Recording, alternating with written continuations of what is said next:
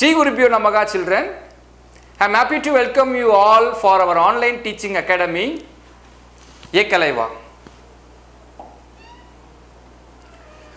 For the class 11, subject Biobotany, chapter 1, Diversity of Living World.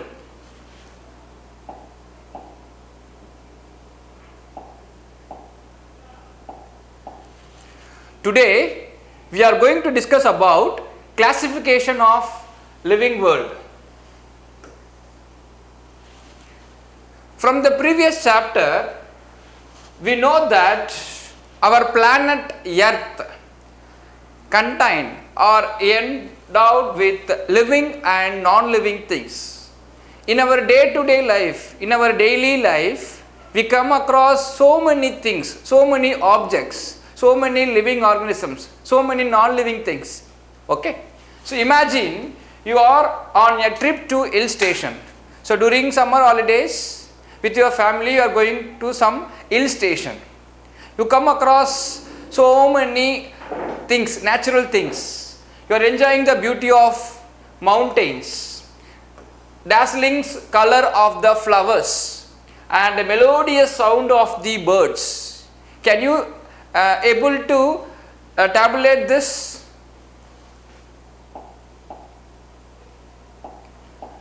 Can you able to record your observation and tabulate them? How will you organize these things? So many things you are come across.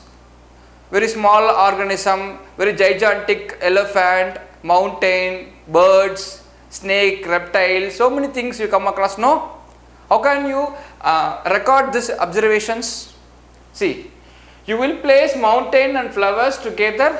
Are you able to place? Mountain is a non-living thing, right? Then flowers is a living thing. So mountains and flowers cannot come together, cannot place together. At all trees and very small herbs, can you place under one another? Imagine, just imagine. And you have so many different varieties of organisms you come across. So, without classification of organisms, we feel very difficult to study, right?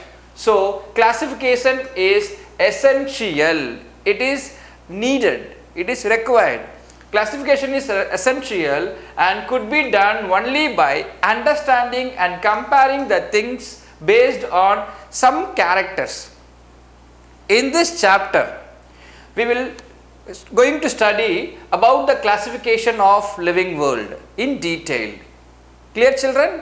Shall we move on to the next slide? Yes.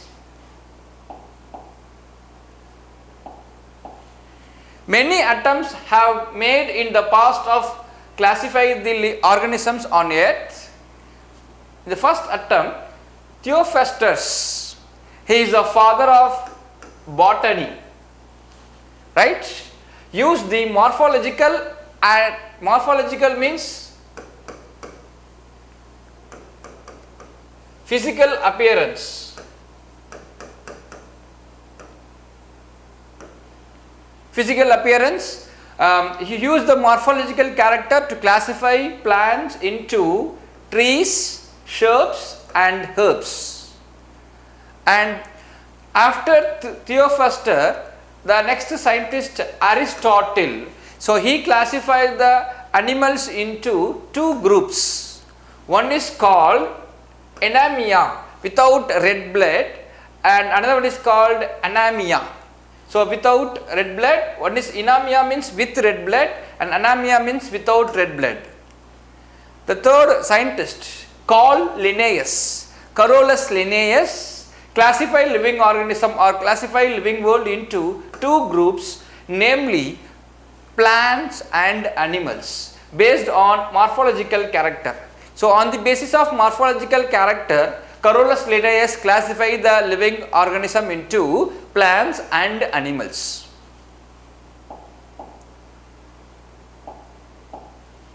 So, next one is need for classification, need of classification. Why the classification is essential? What is the need? The first one, to relate things based on common characteristic features, to define organism based on the salient features, help in knowing the relationship among the different groups of organisms. It helps in understanding the evolutionary relationship between organisms. So, classification of living world. Here 2 kingdom classification is there, 3 kingdom, 4 kingdom and 5 kingdom. So, on comparison of classification proposed for classification of living world is given in the table. Okay. So, 2 kingdom classification was first proposed by scientist Carl Linnaeus, that is Carolus Linnaeus, in the year 1735. So, he divided the living organism into only 2 kingdom. The first one is plantae, that is plants, and second one is animals, that is called animalia. So, he divide the living organism, the living world, into 2 category or 2 kingdom. One is plantae and another one is animalia. The next scientist Ernest Haeckel in the year 1866 divide the living organism into 3 kingdom. One is Protista, second one is plantae and third one is animalia. So, he divide the organism into 3 kingdom, kingdom 1, kingdom 2, kingdom 3. So, kingdom 1 means Protista, kingdom 2 is plantae and kingdom 3 is animalia. The next scientist Copeland in the year 1956 divide the living organism into 4 kingdom. What are the 4 kingdom? Kingdom 1 Monera, kingdom 2 Protista, kingdom 3 plantae, kingdom 4 animalia. So, he is the father of 4 kingdom classification. He only proposed the 4 kingdom. The next one is very important one, 5 kingdom classification. This 5 kingdom classification was first proposed by a scientist R.H. Whittaker in the year 1969. He classified the living organisms into 5 kingdom. Kingdom 1, kingdom 2, kingdom 3, kingdom 4, kingdom 5. Kingdom 1 is Monera, kingdom 2 Protista, kingdom 3 fungi, kingdom 4 plantae and kingdom 5 animalia. So, he divided the organisms, living organisms into 5 kingdom: Monera, Protista, fungi, plantae and animalia. Clear, children?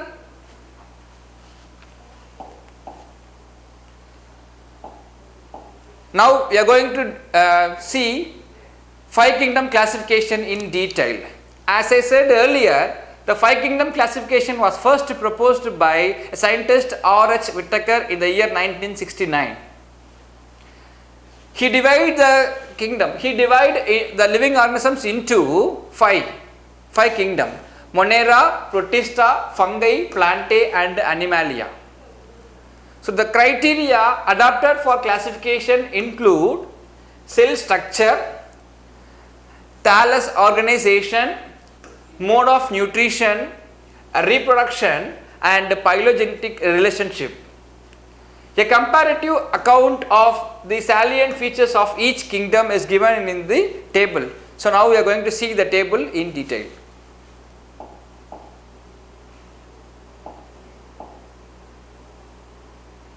Can you able to see the picture here, table? Yes. Comparison of 5 kingdoms. So, these are all the criteria. First criteria is cell type, second one is level of organization, third one cell wall, fourth one nutrition, fifth one motility and sixth one organisms. So, R.H. Whittaker divide the living organisms into 5 kingdom: kingdom 1, kingdom 2, kingdom 3, kingdom 4 and kingdom 5. Monera, Protista, fungi, plantae and animalia. So, now we are going to see the first kingdom, Monera. So, first criteria he followed. So, cell type, what type of cell it is? The organisms comes under Monera. What type of cell? It is prokaryotic cell. All the organisms comes under kingdom Monera is prokaryotic. Children, you know very well prokaryotic means that cell do not have a well defined nucleus. The organisms having cell, the nucleus is not well defined. Hence they are said to be prokaryotic cell, or the organism is said to be prokaryotic organism. So what type of cell type here? Prokaryotic cell. And in the same, in case of Protista, the cell type is eukaryotic. They have well defined nucleus. And in fungi it is also eukaryotic.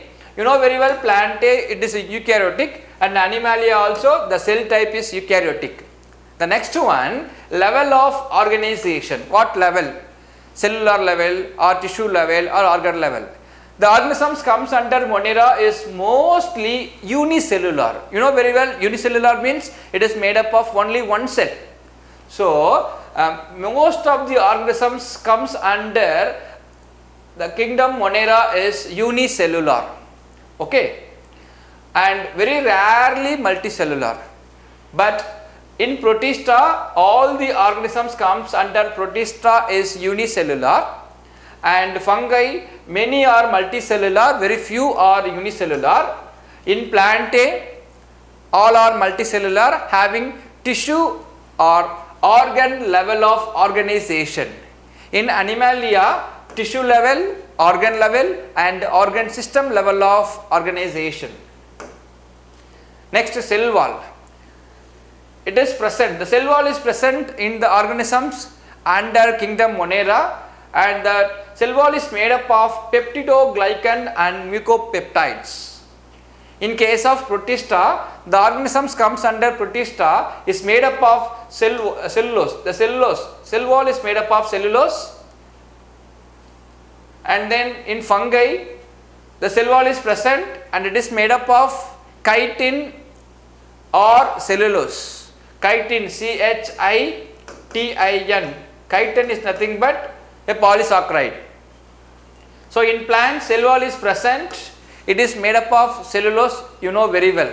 In animals, cell wall is absent. The next, nutrition. The organisms comes under Monera. Most of them are autotrophic and some are heterotrophic. In case of autotrophic, they are phototrophic, chemoautotrophic. Heterotrophic means parasitic and saprophyte. In case of Protista, organisms comes under Protista are autotrophic as well as heterotrophic.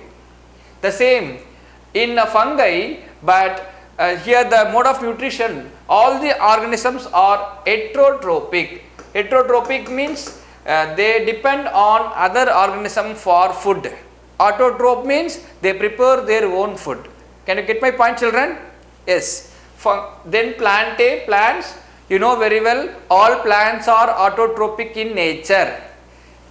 Okay, they have photosynthetic pigment, so they can able to synthesize the food by themselves. Then animals, all animals are heterotrophic. They depend on other animals, other organisms for food. Then motility, mostly they are motile or some are non-motile also. In Protista, the same, few are motile and few are non-motile. Fungi, they are non-motile. Plants also mostly non-motile. Animals, all animals are motile. They can able to move from one place to another. Then organisms. Organisms means example for kingdom Monera. What type of organisms comes under kingdom Monera? Archaebacteria, eubacteria, cyanobacteria, actinomycetes and mycoplasma. So the next organisms comes under Protista: dinoflagellates, euglenoids, then molds, amoeba, plasmodium and paramecium. Fungi, the organisms are yeast, mushrooms and molds. In Plantae, algae, bryophytes, pteridophytes, gymnosperms and angiosperms. Under Animalia, the organisms are sponges, invertebrates and vertebrates. Invertebrates means you know very well: Phylum Porifera, Coelenterata, Platyhelminthes, Archaehelminthes, Annelida, Arthropoda, Mollusca, Echinodermata. All these are invertebrates. So they all comes under kingdom Animalia. See the picture, 5 kingdom classification picture. So this is kingdom 1, bacteria, cyanobacteria and all, and this is kingdom 2, and third one fungi, kingdom 3, plantae, kingdom 4, and this is called kingdom 5. Kingdom 4 plantae, bryophytes, pteridophytes, gymnosperms, angiosperms, all the organisms are comes under kingdom plantae.